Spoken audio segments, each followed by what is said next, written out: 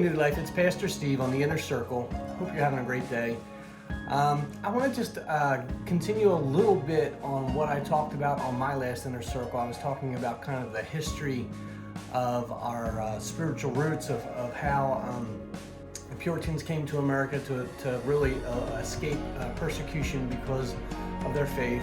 And one of the things I said in that episode, I kind of want to expound on a little bit. And one is that the founders never set out to make us an only Christian nation. And I just want to explain that a little bit.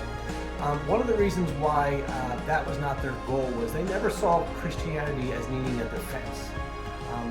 In their eyes, Christianity could stand on its own 2 feet without a defense. What they did see needed protecting was our ability to pursue our walk with God without government interference.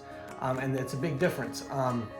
They never set out to make us an only Christian nation. Now, historically, because of revivals that have happened nationally throughout our history, our nation has leaned very heavily towards Christian Judeo values, and I'm very grateful for that's our heritage. And I pray to God that we continue. I mean, it just feels like every year a little bit more of that slips away. But I mean, all we need is for revival to hit the land again, and it'll shift right back.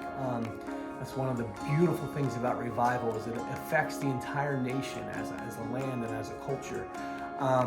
But there's, it's very, very important to know the difference. The founders never set out to make us an only Christian nation. Number one, because they didn't feel like that Christianity needed defending, but also they saw what happens when the government with a political agenda gets involved in saying what's okay and what's not okay as far as pursuing your religious beliefs. And whenever that happens, the government will use its political agenda and its power to persecute and punish those who don't fall in line with the government sanctioned belief system. So what they saw was it was important to keep them separate, to keep the government out of having any say in what kind of religion could be practiced and pursued.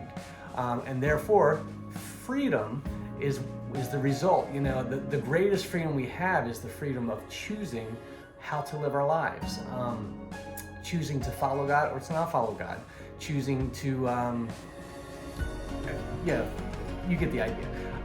But that is the greatest freedom we can have.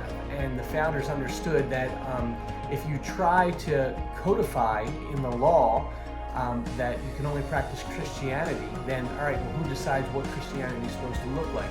What is acceptable? What isn't acceptable? And that's what happened to the Puritans. I mean, the Church of England, for political reasons, basically said, this is the version of Christianity that you are allowed to practice and pursue. All others are illegal, and if you don't fall in line, you don't get to hold public office. Your business is going to be harassed. So lack of freedom in that scenario.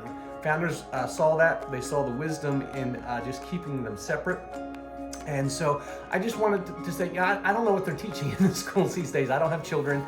But I mean, that is our history. That is our heritage. And the wisdom in the founders is profound there.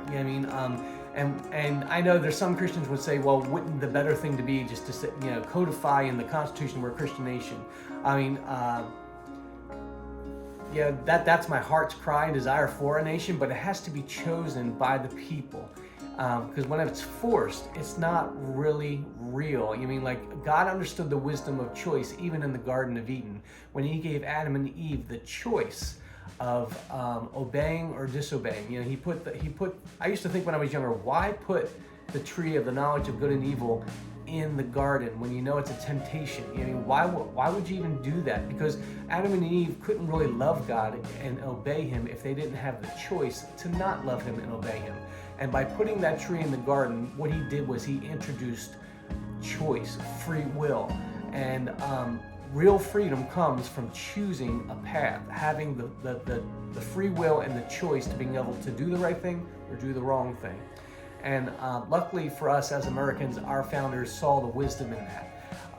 And that's how they framed it. So, if your children don't understand that, hey, do the job. You know, I mean, let them know, help them to understand our history, help them to understand the truth of why things are the way they are.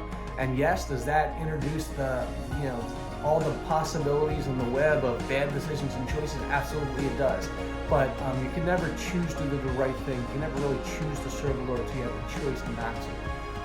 Other than that, you know, we're just, you know, robots being controlled, and that's not freedom at all. And we should be grateful for the wisdom that the founders saw in setting it up this way. All right, love you guys. I just wanted to expand on that a little bit more. I'm just a lover of American history. I mean, ever since I was a little kid, I love American history, especially the Revolutionary War period. It just always captured my imagination that this group of people, number one, just took on the greatest superpower of the world at the time. It just, you know, obviously the hand of God was in it because they shouldn't have won. I mean, all the information points that England should have won easily. But God, you know, was on our side. Thank God, because we've been a light to the world for a couple hundred years now. We need to keep it that way. Love you guys. I'll see you in church. Can't wait to worship with you again. Bye.